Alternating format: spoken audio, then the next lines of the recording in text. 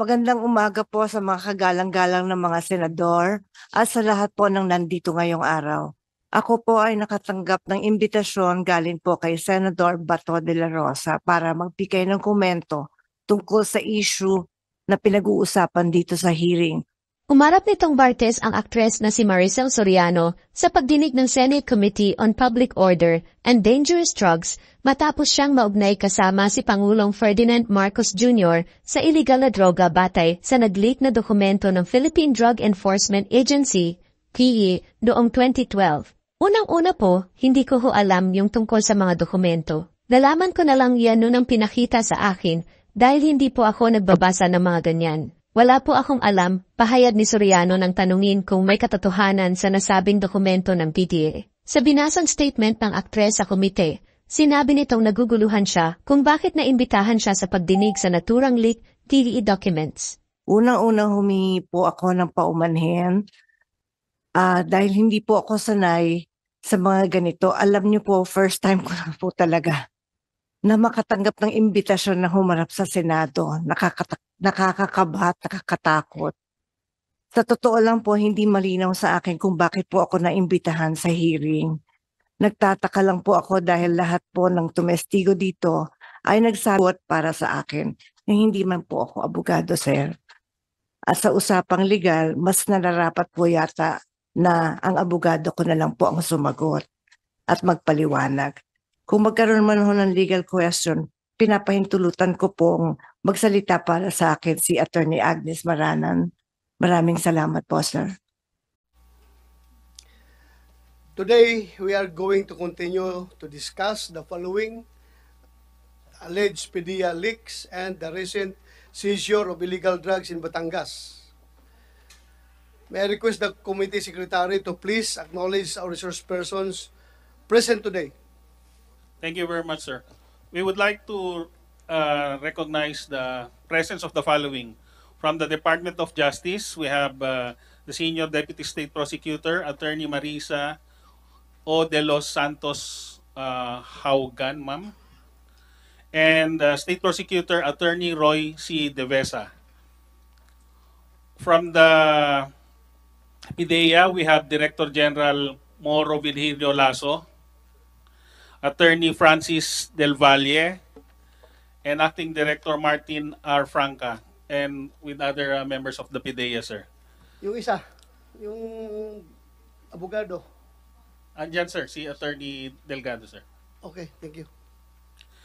From the Philippine National Police, sir, we have Police Colonel Ronald Briones, Police Lieutenant Colonel Ella Cristina Kulangen. Is that correct, ma'am? Thank you. From the National Intelligence Coordinating Agency, we have Director Alden Masagka. Morning, sir. We also have Mr.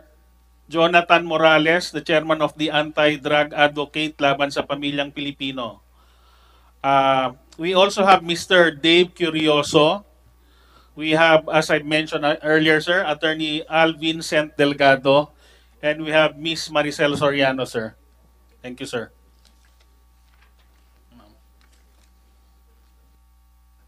Ma'am, you seem to be so tense. Just relax. Huh?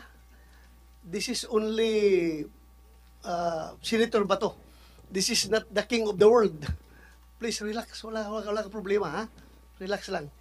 Oh, masyado kang tense. Baka mamaya, may tubig ka dyan. Please, drink water. Ha? Ito, sir. Okay, sige. Relax lang, ma'am. Thank you. Thank you. Continue, Kumsek. Okay na?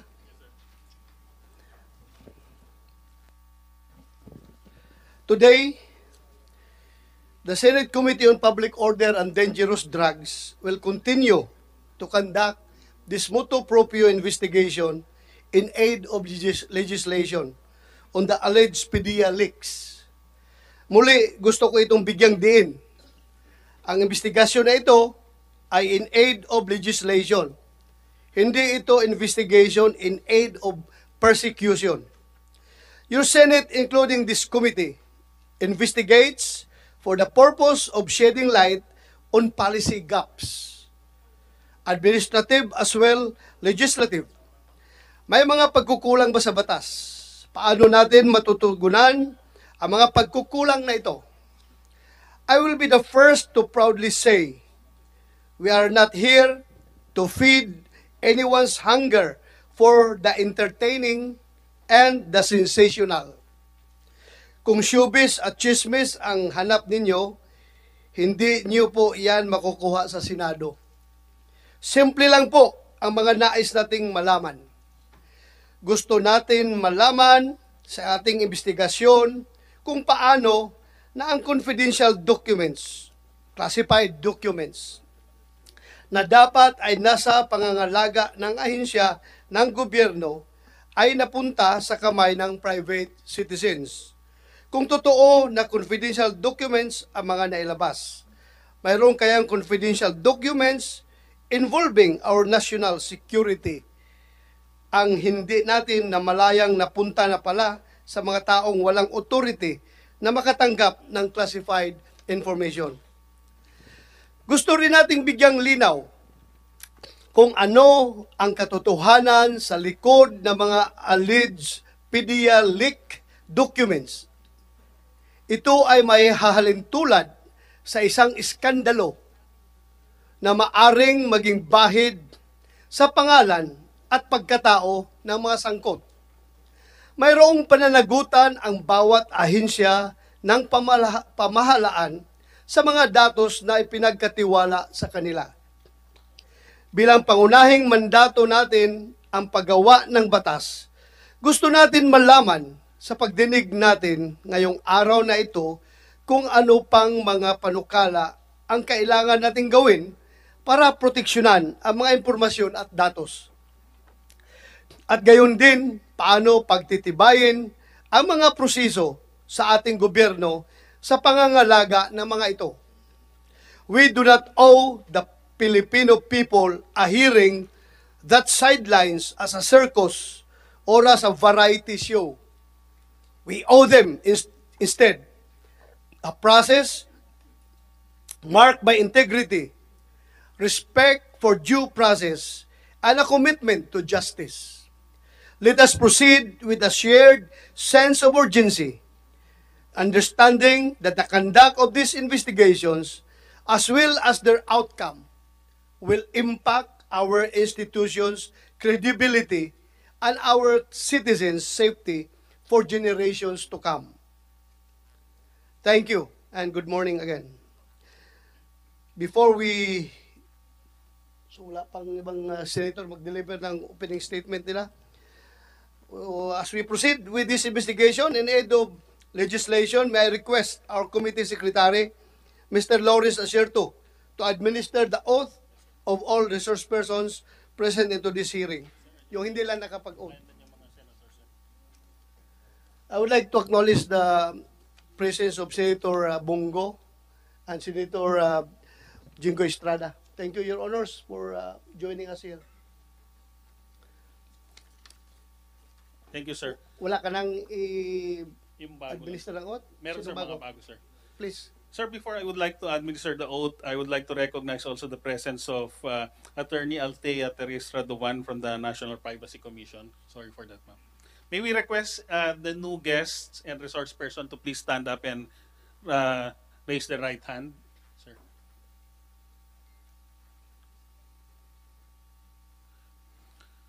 Do you swear to tell the truth, the whole truth, and nothing but the truth in this investigation? Thank you very much.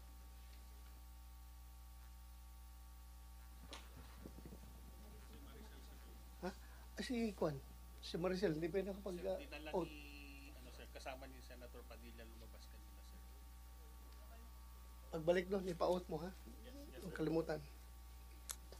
For the information of the body, we sent out invitations to Ms. Maricel Soriano, and thank you for her presence. And later we will administer the oath on her. We also sent out invitation to Attorney Paquito In Ochoa Jr., the former executive secretary. But he has this letter addressed to the chairman. Dear Senator De La Rosa, the undersigned writes to regretfully inform the Honorable Chair that I will be unable to attend the hearing of the Senate Committee on Public Order and Dangerous Drugs scheduled on Tuesday, May 7 at 10 a.m. due to a scheduling conflict. Unfortunately, it was only this afternoon that I learned about the letter from the Senate Committee on Public Order and Dangerous Drugs. By the time I had read the letter, I had already committed to several meetings set for tomorrow, which I am unable to schedule nor beg off from at this juncture. Thank you for your kind understanding and please accept my apologies for any inconvenience my absence may cause to the Presiding Committee. Maraming salamat po. Respectfully yours, signed, Atty. Paquito Ochoa. So, Comsec, take note. Right after this hearing, pag na-determine natin kung mayroon pa tayong succeeding hearing, subpoena or invitation? Still invitation? Invitation pa rin? Not yet subpoena? Ha? So, invitation pa rin. So, pag meron na naman siyang rason, ha? Subpoena. Mas maganda sa subpoena na diretso para matapos tayo dito.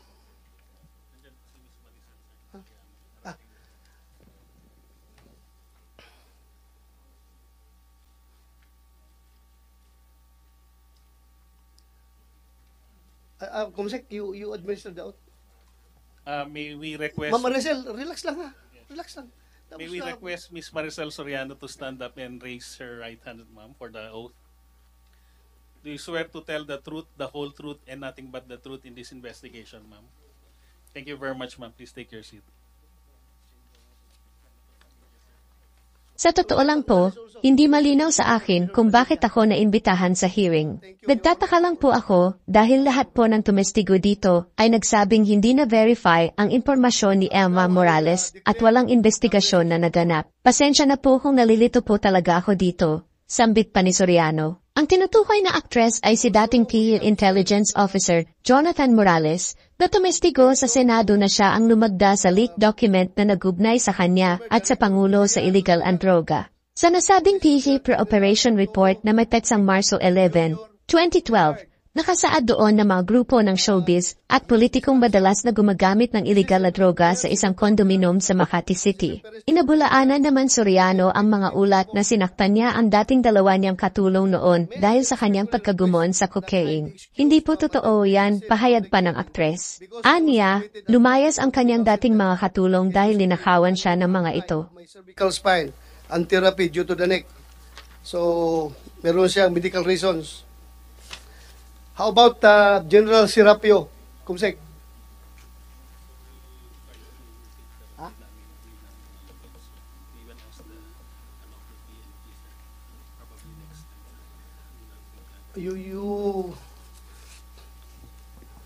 Baka alam ng PNP yan dahil retire yan. He's still receiving his pension. So malukit ng PNP yan. Ha? Pakikuha na lang, paki-follow up for the next hearing. Sino pang inibitahan natin na hindi dumating?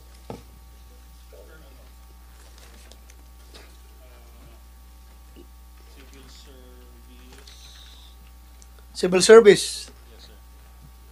Tapos si Maharlika, sir, who initially confirmed her attendance, then later on sent a letter of regret, sir.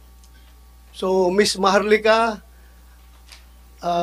initially signified her intention to attend this hearing, but later on withdrew her intentions. Yes, and sent a letter of regret, sir. Sent a letter of regret. Saan natin na-address yung kanyang invitation? Sa email, sir. Email niya. Yes, sir. Yes, sir. Siya nagbigay ng email, sir, sa Facebook, sa blog niya. Okay, so marami sana tayong dapat itanong doon sa kanya kung andito sana siya.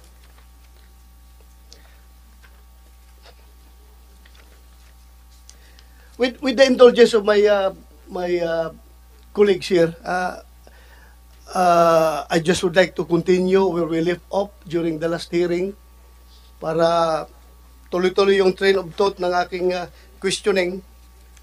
I would like to continue on with the uh, former PDEA agent Jonathan Morales. Thank you. Okay ka lang ba? Yes, Your Honor. Thank Okay you. po. On April 29, 2024, this committee received an email from the anti-drugs advocate laban ng pamilyang Pilipino with the subject matter position paper of Jonathan Morales.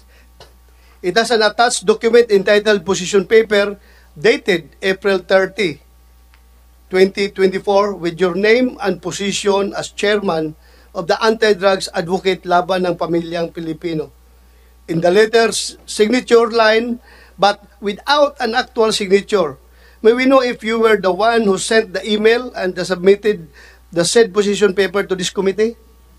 Yes, Your Honor. Ako po.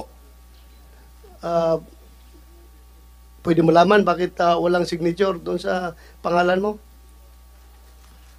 Hindi po ako marunong maglagay ng signature doon sa email, Your Easy. Honor. Kaya po pinadala ko po dito ng yung hard copy. Hard copy. Opo. So, should you know how to make the e-signature, you could have signed that. Hindi ko po alam. Kaya nga, Opo. kung alam mo lang sana, Kung alam ko po. Pipirmahan mo? Oo, pipirmahan ko po. anyway, you are not denying those statements. Opo, kinukumpirma ko po. Okay, thank you. Ay, yung anti-drug advocate laban ng pamilyang Pilipino, is this a new organization? 2014 pa po yan na itatag, Your Honor. Bali, na-registered po yan sa SEC. So, kwento, is easy registered? Yes, Your Honor. And you are the chairman? Yes, Your Honor. Thank you. In the alleged pre-operation report, it was stated that the place where the personalities frequently use illegal drugs is inside the Unit 4-C, Rizal Tower Building, Rockwell, Makati City. However, in your position paper, paragraph number 11, you mentioned that the subject of your halted operation was Unit 46-C, Rizal Tower Building, Rockwell, Barangay Poblacion, Makati City. May we know if both addresses were supposed to be the subject of your investigation or nagkakaroon lang ng clerical error somewhere along the way? Yung pong nandun sa, doon sa position paper, yun din po yung nakalagay doon sa memorandum na para doon sa Director IIS 46C. Nagkaroon lang po ng typographical error doon sa, hindi ko lang po matandaan, doon sa pre-ops o doon sa authority to operate, Your Honor. Thank you. So, 46-C, 46-C. not 4-C. Yes, Your Honor. Thank you. Mr. Chair, Why? Yeah, go ahead. may I know who owns this unit? Hindi ko po alam, Your Honor, kung kaninong unit yung dahil nga hindi nag-materialize yung anti-illegal drug operation nung time po na yun, Your Honor. Thank you, Senator Jinggoy. I would like to yield the floor to Senator Bungo for his opening statement. You have the floor, Your Honor. Mr. Chair and all the resource persons present today, may I put on record nung nakaraang pagdinig ng committee ito nung April 30, pero kasabay po ito nung pinamunuan kong pagdinig ng Committee on Health kung saan mainit at controversial din ang usaping tungkol sa health emergency allowance ng ating mga healthcare workers at ang issue ng Belkens. Ukol naman po sa usapin ngayon ng kampanya laban sa illegal na droga, Mr. Chair. Ayaw nating masayang ang inumpisahan ni dating Pangulong Rodrigo Duterte dahil kapag bumalik po ang illegal na droga, babalik po ang korupsyon sa gobyerno, babalik po ang kriminalidad. Ano man po ang approach o atake ng administration ngayon, suportado ko ito basta ang importante ay tuluyang masugpo ang problema pagdating sa illegal na droga sa ating bansa.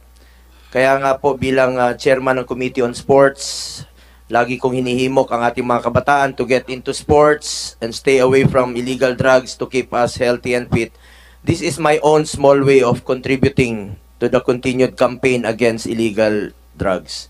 As Vice Chair of the Committee on Public Order and Dangerous Drugs, I am here to support the committee, most especially our hardworking chairperson, Senator Bato de la Rosa. Ito pong si Senator Bato ay walang kinakatakutan, no? Ang nais lang natin malaman sa hearing na ito ay lumabas po ang katotohanan. Nothing but the truth. To all resource persons here, may I remind you to respect this institution. You are all under oath. Wag na wag ninyong tangkayin na magsinungaling. The truth always. Kung ano lang po yung totoo. Kung ano yung totoo, kung ano yung tama, yun ang inyong sabihin. Yun ang inyong gawin at hindi po kayo magkakamali. The public deserves the truth. No more, no less. Katotohanan po ang inaantabayanan ng taong bayan. Dahil kapag lumabas ang totoo, mas makakapag-focus na tayo sa pagtulong sa mga nangailangan at pag-address sa iba pang mga suliranin ng bansa. Dami pa nating problema sa ngayon. At importante rito, mawala na po yung agam-agam at may papakita ng gobyerno ang kanilang sinseridad na puksain po ang illegal na droga sa bansa. Ayaw natin bumalik ang illegal na droga. Pag bumalik ang illegal na droga, maniwala kayo sa hindi, babalik na naman po ang kriminalidad. Mas nakakatakot maglakad sa gabi. Kita naman natin ang epekto kapag mapuksa talaga yung illegal na droga sa ating komunidad. Mawawala ang krimen at makapaglalakad po ang ating mga anak sa gabi na walang takot. Mas mawawala ang korupsyon at magtitiwala ang tao sa gobyerno. Let's buckle down to work dahil marami pong mga kababayan natin nangangailangan ng tulong. Maraming salamat, Mr. Chair.